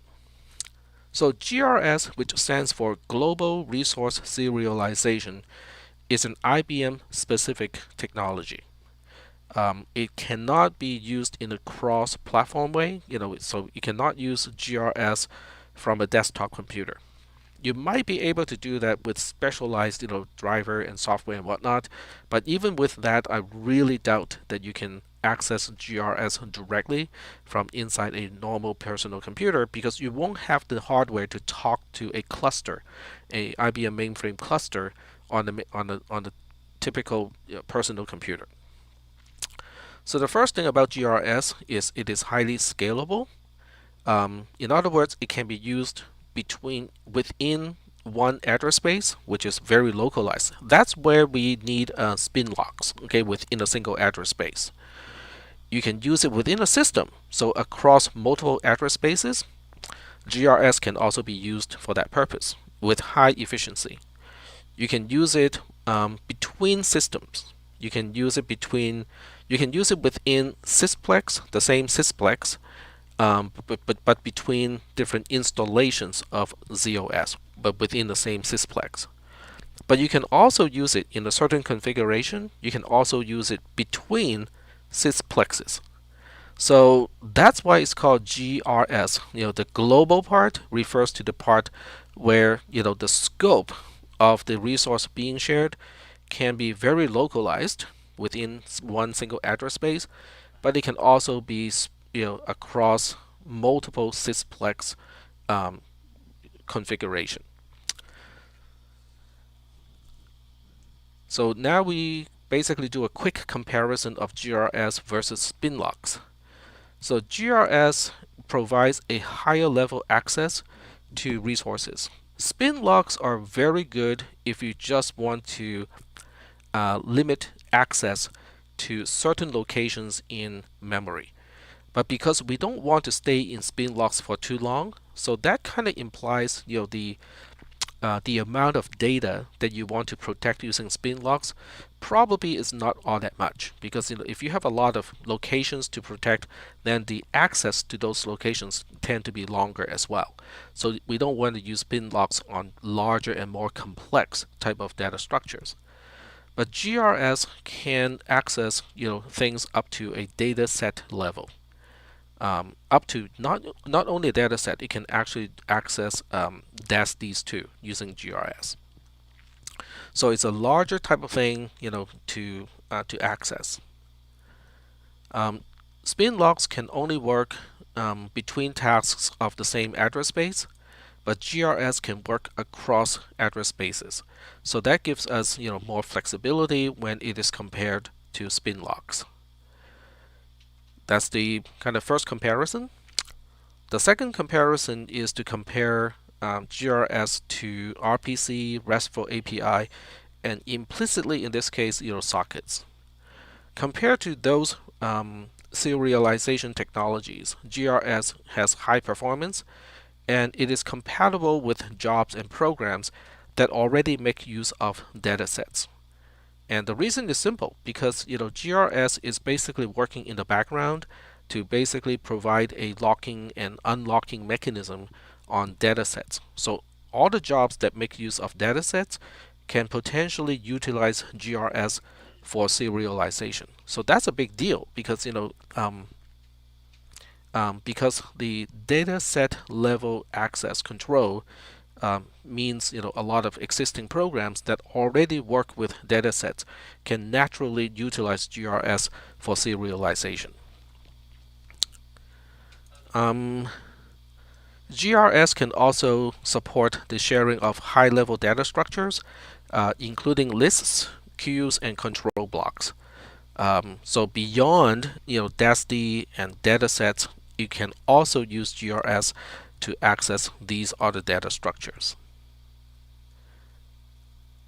Now, GRS is a specific feature of IBM mainframe computers, and then the other products, RPC, the other technologies, as you say, RPC and RESTful API can be used across just about any computing equipment that can make TCP/IP connections. So this is kind of interesting contrast, between GRS and the other approaches, because if you have an application, where something needs to be shared, some resources needs to be shared, and what some of the endpoints for sharing, can are not IBM mainframe computers, that really kind of limits, what choices you have.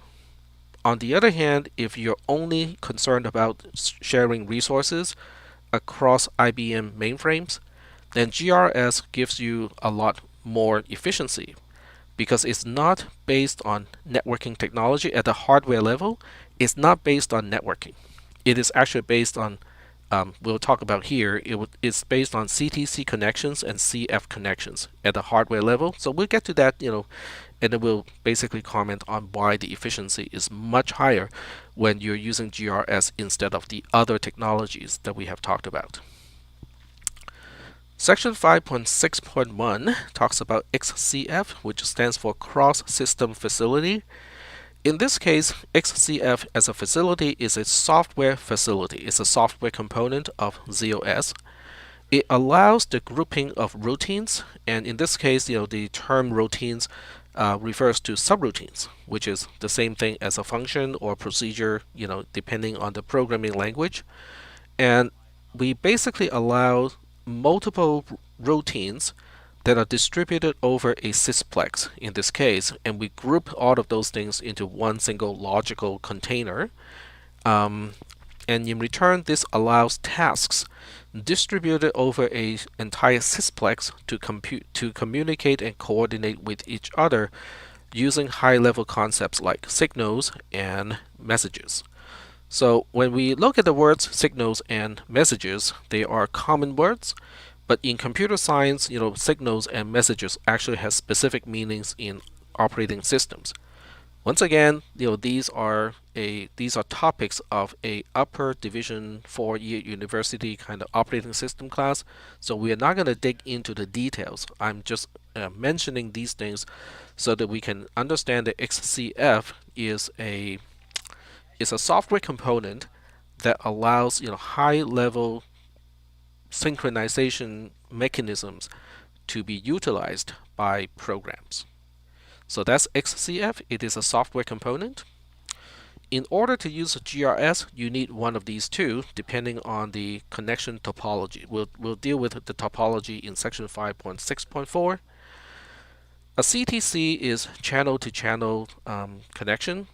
A channel, an I/O channel in IBM's terminology, is basically a high-speed input-output interface.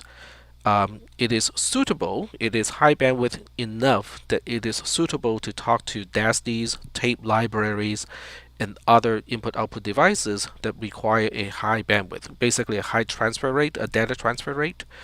So that's what you need for a ring type GRS complex. The other hardware is called a CF, which is a coupling facility. So this is where I need to clarify that this particular facility is not referring to a software component, it is referring to a hardware component. So a CF is a hardware component. It is a way to connect two ZOS installations. Now if you go to the footnotes, the links of the footnotes, you will actually get to read about how a CF is really implemented. It is really complex. Okay, it basically uses one CP and one LPAR to run the software corresponding to a CF, but it also has the hardware component so that different ZOS installations can communicate with each other with high bandwidth. And then what makes the CF different from CTC is in the CF, okay, if two ZOS installations are connected by a CF, they essentially, from a certain perspective, essentially they quote unquote share certain pieces of memory.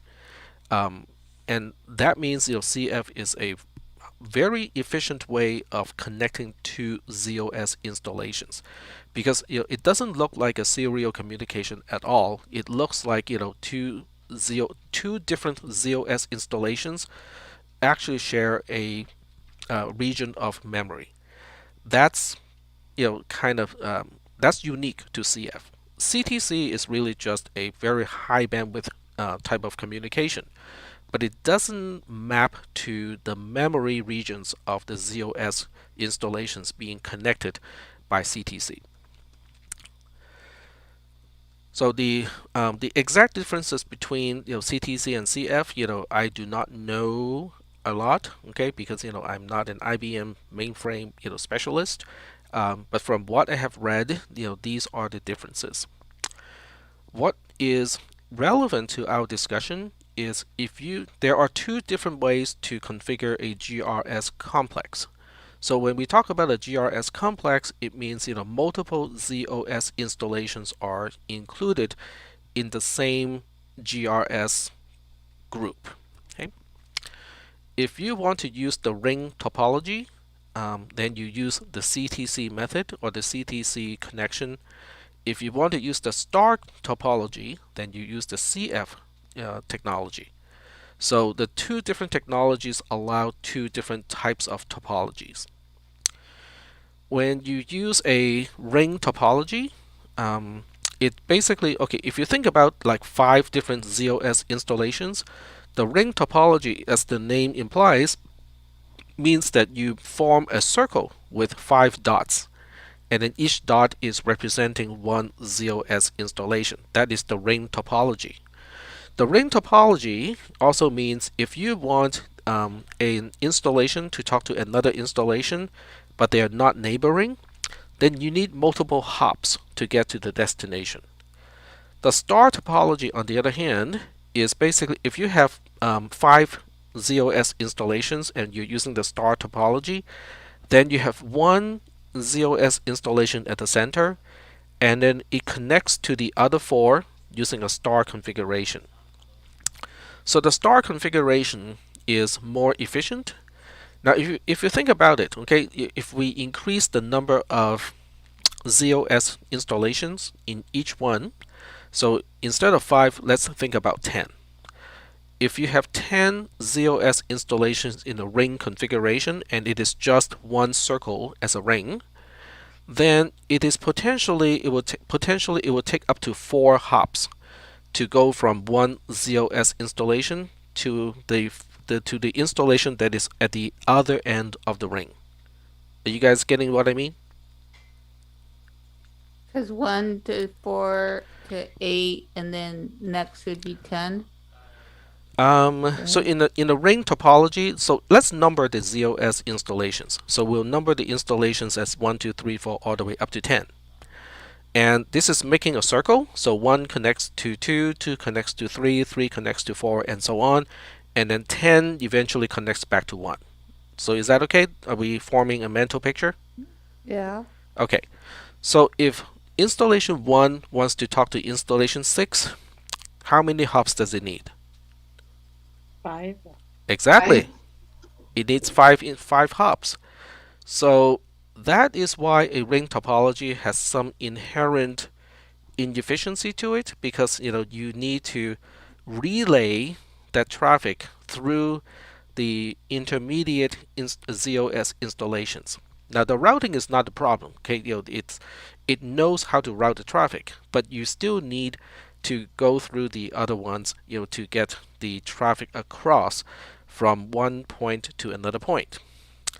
Now, in the star configuration, if we have 10 ZOS installations, then we have 1 as the center of the star, and then from that one at the center, it has 9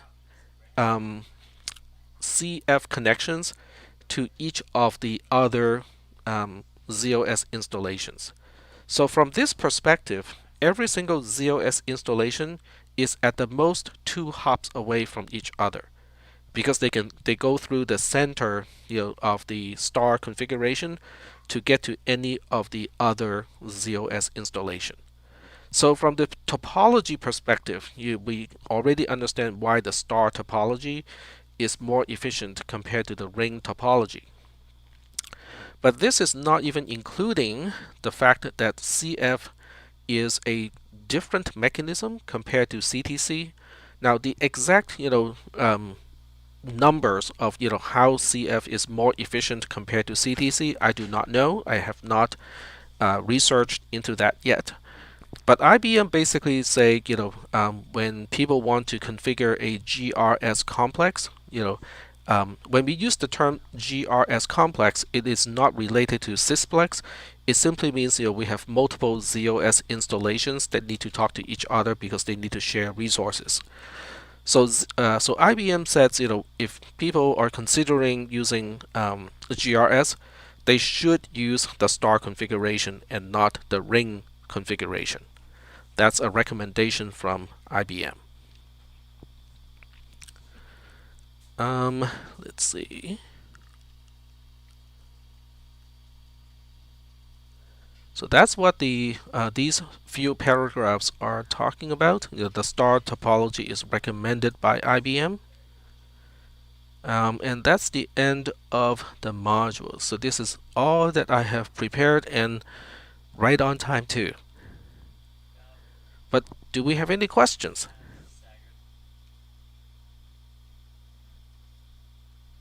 I'm a little lost between the circle and the star. Okay. Let me see. I The best way is to kind of use a picture to illustrate it. Give me a second here. Let me see if I can get this to work. I am going to use my little remarkable.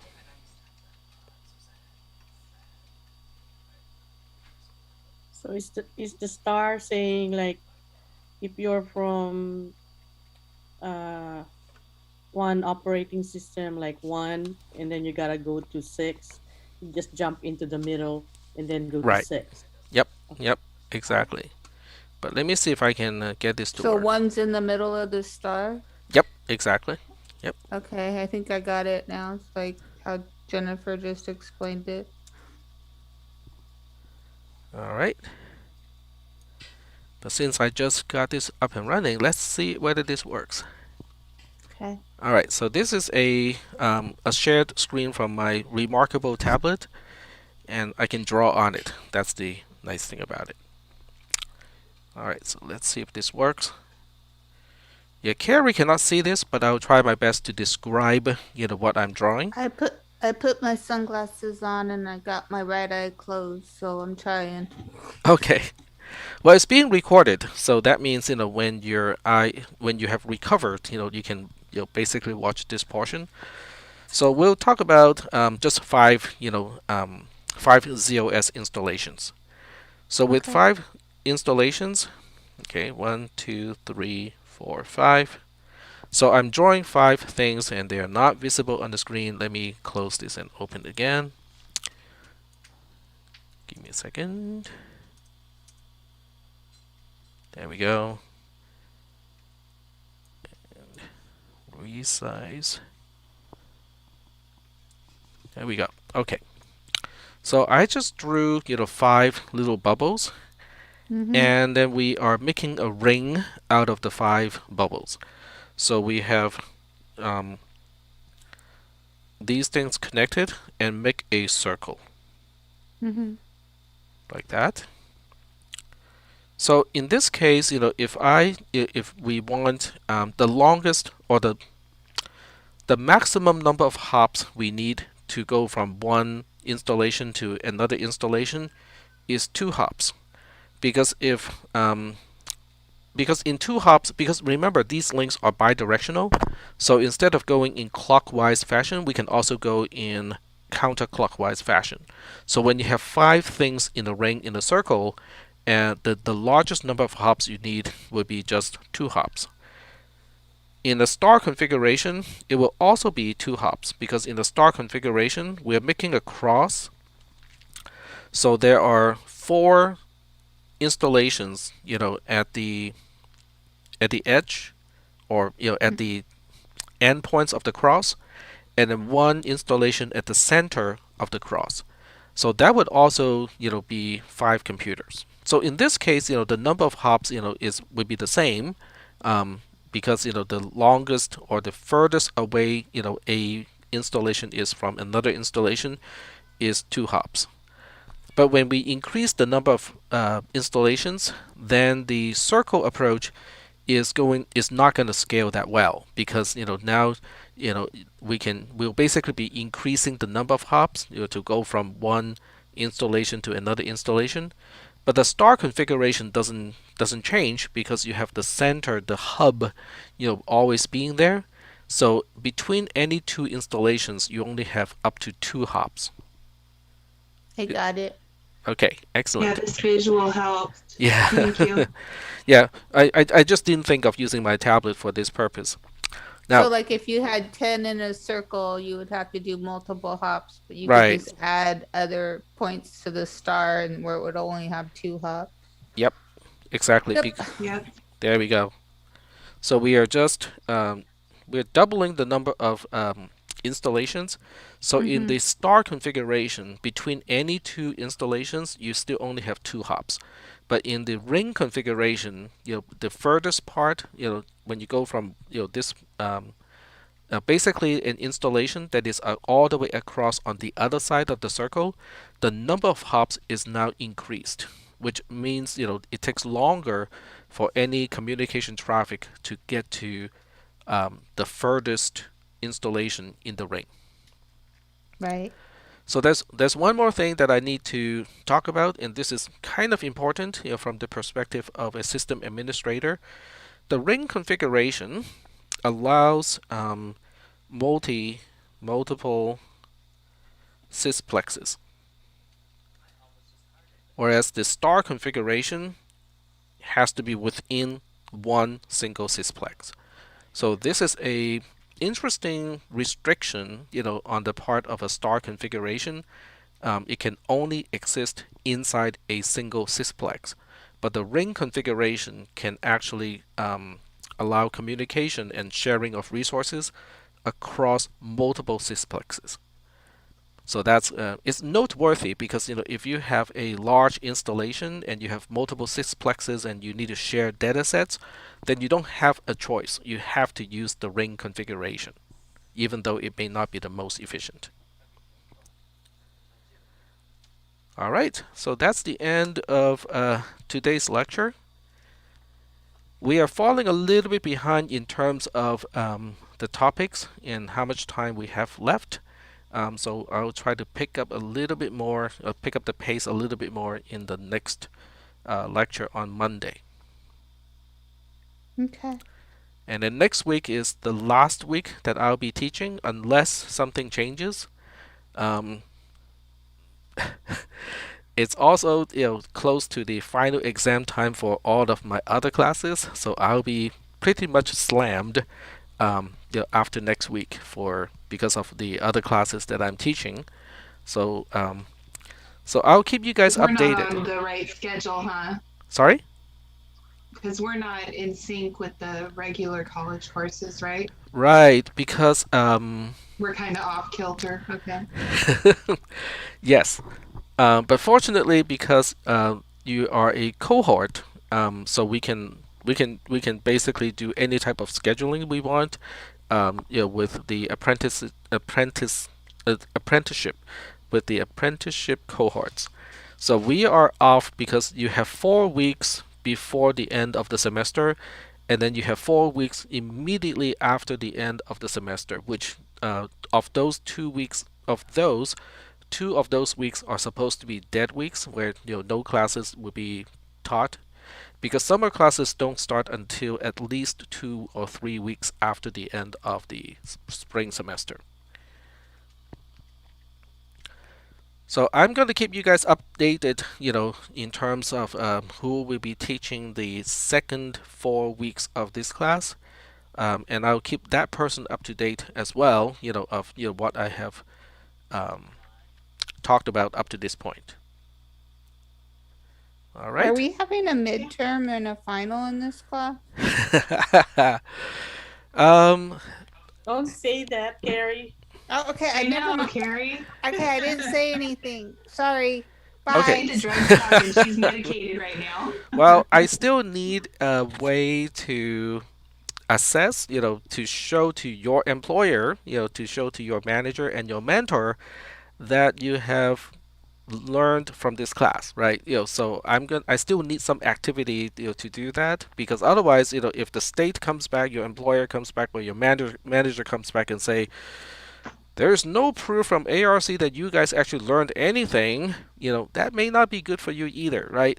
So I'm gonna have to design a assessment of some kind, just to make sure that you guys can know where to find the material, right?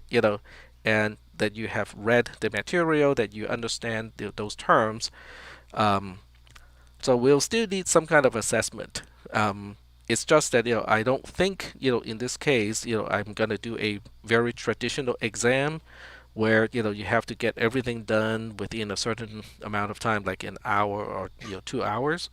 So we'll That would be we'll see. nice because this covers a lot of information. Yep, yep. And There so is if we had a little bit more time to, because even in our jobs, we're not going to be expected to just have everything memorized and know it. We're going to exactly. have to research and look things up and figure out how to do things. So that would be really good. Yeah, and this class is also not about problem solving. I teach other classes. They are programming classes, and with those classes, there are a lot of problem solving skills that I need my students to demonstrate. Um, and they're different too. I mean, those are huge classes too. I got one class that has 60 students, so Wow. um, the kind of work that I do with that class and how I assess the students is different compared to this class. So I'm going to think from the perspective of your manager and your mentor, so that I just need to make sure that they understand that you have been exposed to these ideas and you know where to find the information, and that you have a basic understanding of those terms. That Okay. sounds good. Yeah, well, I'm gonna have to find time to do it because remember, I'm new to all this too. So from tonight all the way to next Monday, right before class time, I'll be researching and doing and writing the module. Okay. I'm just being Well, we honest, so that appreciate you it. guys know, yeah, all of this stuff here is being worked on, as we speak. So I have an idea Yeah, go ahead. to make it easy on everyone. Why don't we just play Jeopardy? But Jeopardy only has 3 players. I don't want to go up against you in Jeopardy, Rob. I think What can you? with Jeopardy we need a tournament because Jeopardy only has 3 players, and there are Hints? 5 of you. So it would be it would be Jennifer and Twee against Lupe and Carrie and Kelly against Lupe, and then there will be there will be 3 of us. And of course, since this class is about IBM, you guys can enlist Watson to help. Yeah. Yeah, Watson is good at that. I mean, have you guys watched the video of how Watson played Jeopardy? No. Oh, you got to watch that. So, Mm. yeah, Watson, IBM Jeopardy. Yeah, you gotta. There's a video, and also a Wikipedia link, during in your spare time. Okay, go ahead and watch it because it's actually quite impressive. Because at the time, Watson is not internet connected. So Oh. they programmed the whole thing. They load in all the information, but when during the competition, Watson was not connected to the internet at all. It was completely autonomous and isolated from the internet. Watson came Is after that the James, AI huh? then? Sorry? Is that AI then? Yep, it is AI, but it's not the same kind of AI as Siri or Google Assistant. It's actually deeper. Watson has, um, for the lack of a better word, an understanding of concepts, Hmm. because it was able to understand the question, and it was able to respond to the question with a question, just like a normal, not normal, just like an expert Jeopardy player. You gotta watch it. You have to watch this to understand it. And then if you're watching this, you might as well also look up Watson, IBM, and Urban Dictionary. It's funny. This one is really funny too, because apparently some IBM engineers decided to go like, let me see what Watson can learn from the Urban Dictionary, and let's just say the result was a little unexpected. Watson ended Okay, up that's learning funny. some colorful vocabularies. As as you can see already, Colorful. some yeah, yeah. It's kind of funny, but the important part here is um, the AI, which is Watson, is capable of not just mimicking things. Neural nets are very good at recognition. We can recognize this, we can recognize that. Oh, these two pictures are of the same people. But Watson actually understand how to use a word, just by reading or having exposure to the Urban Dictionary. So that is a different level of understanding something, because that's really kind of a deeper understanding of concepts. And for those of you who have even more time to burn, okay, this is a movie that I highly recommend to watch if you're a sci-fi buff. It is 2001: A Space Odyssey. Yeah. And the reason why this particular movie is relevant to an IBM class is because the main computer, one of the quote unquote main characters, is a computer, and the computer is HAL 9000, HAL 9000. If you shift every letter of IBM by one, you get HAL. The movie was made in 1968. The author probably wrote it maybe a year before that, and it's about AI. This is a really interesting movie Uh, because it's about AI.